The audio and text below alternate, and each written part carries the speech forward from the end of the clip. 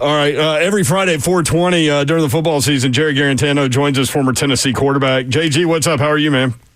What's up, fellas? How are you guys been? So when I got to work today, Slay was outside his truck, and I go, hey, man, or maybe I texted you earlier, but we started talking about your YouTube channel that's brand new. People need to subscribe to Jarreth Garantano's YouTube channel. If you like a former quarterback breaking offense down in great detail, it is absolutely phenomenal, man. I know that was your first one, but we're ecstatic for you. That's a good project you got going. Great work, dude. The first time I was talking to my friends prior to maybe like Monday morning, and I was like, I just hope that maybe I can get like 200 followers by like the end of the month. Literally after the first video, obviously you guys know Vol Nation's absolutely crazy. They're the best. First video, I'm looking at my followers. I'm like, I just went from 4 followers to 1,000. What just happened? I was that right there, like that kind of energy and that kind of positivity. It definitely uplifted me, and I'm super excited to continue doing more. Well, I was curious to see what it was, and when I got in there, like I'm just a football nerd, and I love it. We were just talking during the break. We both love. Yeah. Like Slay gets on the All-22 after the NFL weekend, and he loves doing that.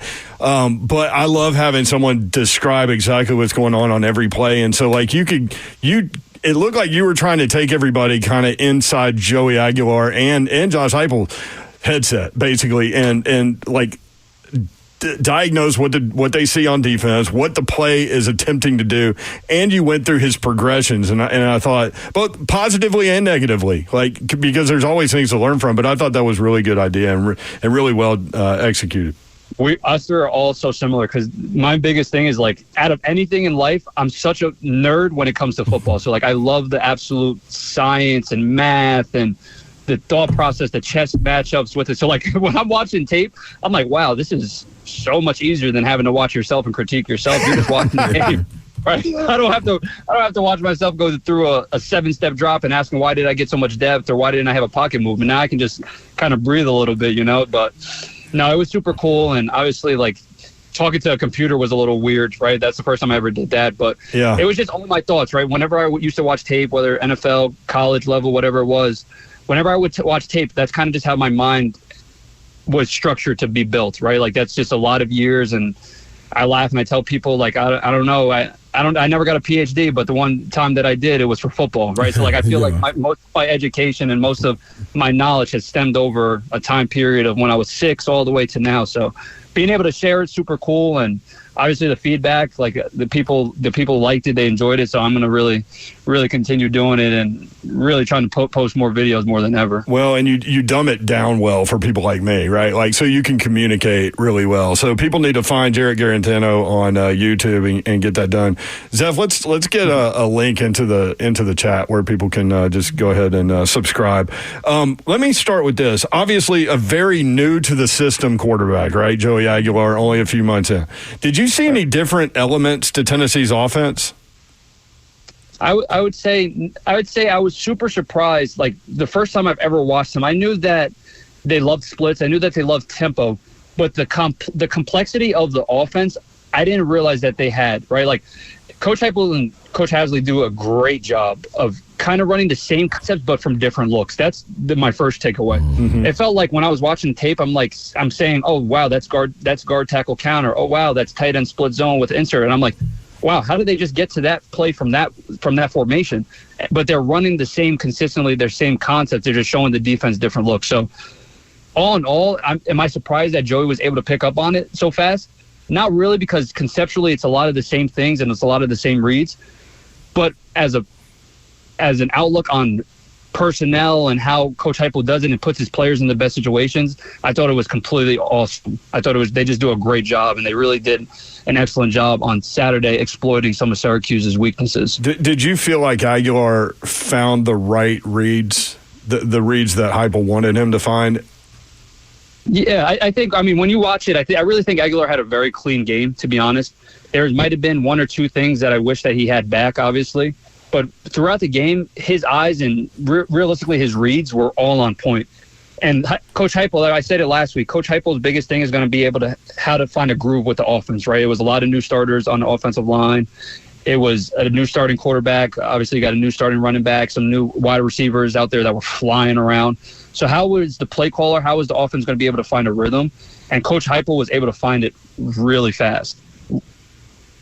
JG, man, good to talk to you, man. I missed you the last week, but got you back in the saddle for the season. Loving the breakdown. You see, you're getting more and more comfortable behind the mic. So let me ask you this: give me a big thing that you take away for growth. And I'm not looking past ETSU, but SEC matchups. Not even particularly for Georgia, but what's something that you can see this team building upon that us as fans to the naked eye we're not really seeing. Like, of course, David Sanders was out, but you take it as a sample size of the concept that you're seeing up front. What's something that you take and you see that they're going to be able to build on in the latter part of the season? When I first saw their game versus Syracuse, I've heard a bunch of things, right? Obviously, I'm a Tennessee fan through and through. I love the university. But over the course of the years, I haven't been able to watch as much or really break it down because of myself playing. I had the NFL stint. I was going there, trained, all the stuff. Yep. The first time that I've ever watched it, I always thought, and I've always heard people say that the Tennessee offense isn't a downhill physical team. Yeah. They just spread them out. They kind of conceptually, they just work it. So when I went into the tape and I saw the offensive linemen absolutely dominating and getting up the field, I was like, oh, man, this is SEC football. This is Tennessee football to its finest. Yeah. Like, I was not expecting to see the offensive line playing with that level of physicality, especially with 4 new starters and also missing our true freshman that's going to be a really good player. I did not expect to see that, and it jumped off the tape. And especially even our tight ends blocking. Like, Miles did a great job. Number 0, I didn't even know who his name was, to be honest. Yeah. I had to check the roster. I'm like, bro, number 0 was blocking his tail off. Yeah. He was coming off the ball. He was fitting up linebackers. I'm like, oh, my goodness, this is a completely different Tennessee team than I remember in the past. That adds elements of having to versus teams and having to have teams load the box versus us and having to have teams spread it out and saying, all right, if you guys want to go 5 for 5 and have wide splits, our 5 are going to beat your 5. That is not the case anymore. Yeah. I think our 5 offensive linemen showed in very dominating fashion that they're there to play. And tight ends and our running backs ran the ball very, very well. So that was, going forward, building on that, I really hope that throughout the season that carries on, and that's the thing.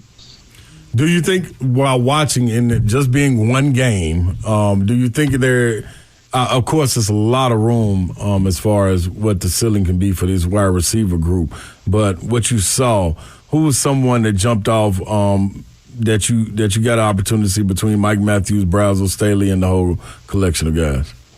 Honestly, listen, there was a couple. I'll say this: there was a couple of high throws that Joey had that obviously he added back. Obviously, but listen, it's the first game of the year. I remember when I was what was it, COVID year versus South Carolina. I had a couple high throws. I didn't have many practices. It was kind of the same outlook when you really think about it. Joey came in the summertime, right, and then he didn't really build a big rapport with those receivers, and then he obviously had camp through August. COVID time for us, we didn't really practice much at all. We, if any, really throughout camp and throughout the summer. So those fresh faces, I expect way more accuracy and way better timing with those in the pass game. But those 3 wide receivers right there are 3 dominating wide receivers, especially Matthews and Staley from a younger standpoint. Those are 2 guys that they can really build the wide receiver room behind. And as time goes, they become leaders and they start grooming the younger kids when they're older guys. Like, those are 2 guys that I really look forward to. Yeah. And then Brazel. Listen, Brazel's been he did it last year and he's showing it again this year that he's going to be a very impactful player. So, and then you add Miles into the pass game. Yes. Those 4 guys, you add them into the mix, and then you're also running the ball very well. That's a very tough Tennessee offense to stop. It's fine. Jarreth Garantano with us every Friday at 4:20. He's got the YouTube channel where he breaks down every play of Tennessee's offense. It's fascinating. Yeah. It's funny, JG, when watching it live, like I just follow the ball basically, and you do notice things when that happens, and then you go back and watch it and watch for things. But watching your breakdown of it, especially the behind the quarterback view. There were so many plays. Like, in real time, I thought Tennessee was really close to just making that a runaway game. But when I watched your breakdown, there were so many plays where if one block is made correctly, it's a long run. And these are the kinds of things, right? You go back into the room and you analyze and as a player, and then you get better. that's what makes you the most excited as a player and as a coach. I mean, even as a fan, all three. I'll go 3 for 3. When you're watching from the perspective, I guess if you watch the YouTube video or if you're just watching it by yourself and you see the amount of great things that were demonstrated and also the things that could be harped on and worked on, and that game they could have scored 60 easily, right? Like, whether that's just Miles, there was a play where they were running wide zone and Miles didn't really fit into the alley. He went out instead of fitting into the alley for that one high safety. He fits into the alley, the running back's walking in.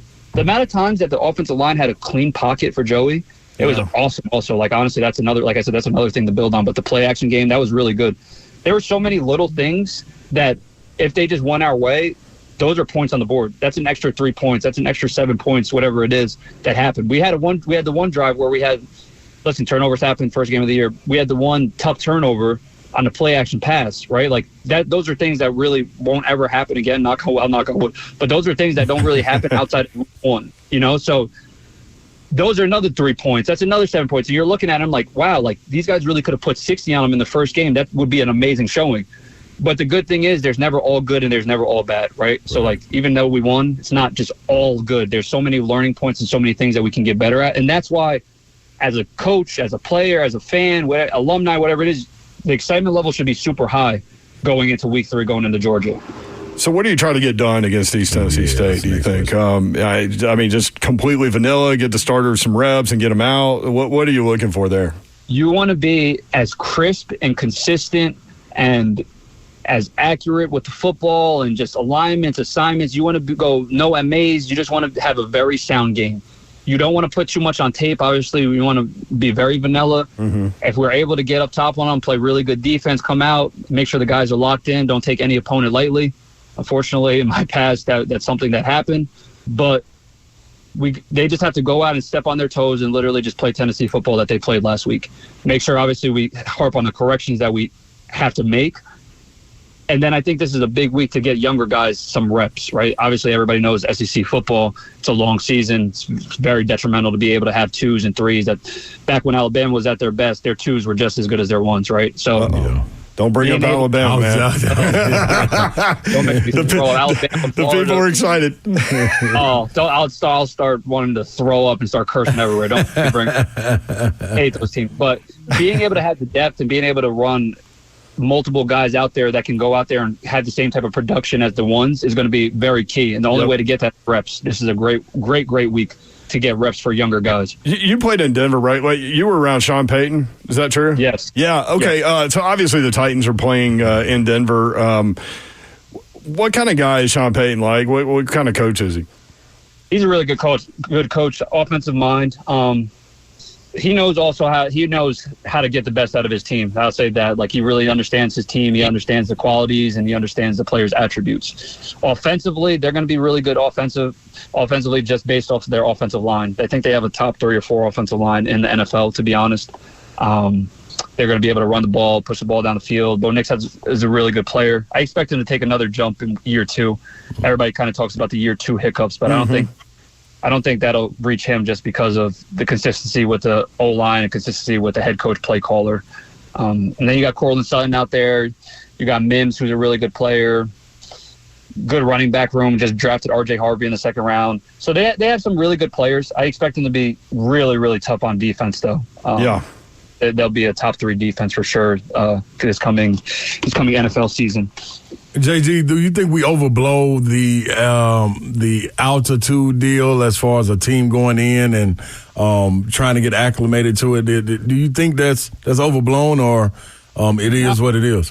No, I think that's a very serious thing, right? Like, there's a reason that UFC fighters and boxers and everybody goes to the high altitude places to train, right? Like, that's where you're going to get your most wind, your most breath. So I remember very vividly being on the sidelines. I was shooting up. I was the 2. We were going against the Cardinals.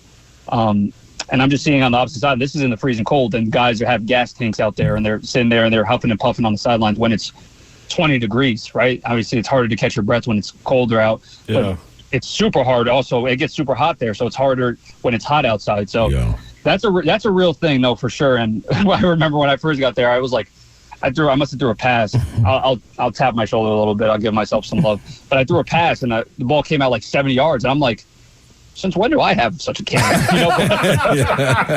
I'm like, I didn't even mean to throw that. The ball came up 70 yards. What happened? But it's all real. It's all real. I was super surprised when I first got there. I got off the plane. I started walking up the steps. I'm like, wait, I'm not out of shape. I just ran 2 miles yesterday. Why am I breathing heavy? So that's going to take – it takes a lot for a team. Like, I expect Tennessee, the Titans probably are doing heavy conditioning after practice or during their weight room sessions. They're trying to get their gas tank, their heart rate up just so they can be ready for this game.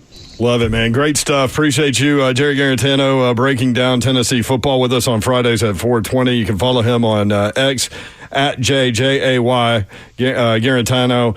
And definitely subscribe to the YouTube channel. It's fascinating stuff. Even if you're not a Tennessee fan, you'll learn a lot about football. Thank you, man. Appreciate you. I appreciate you guys. Go Vols. Have a good week. There it is, baby. Go Vols. You heard.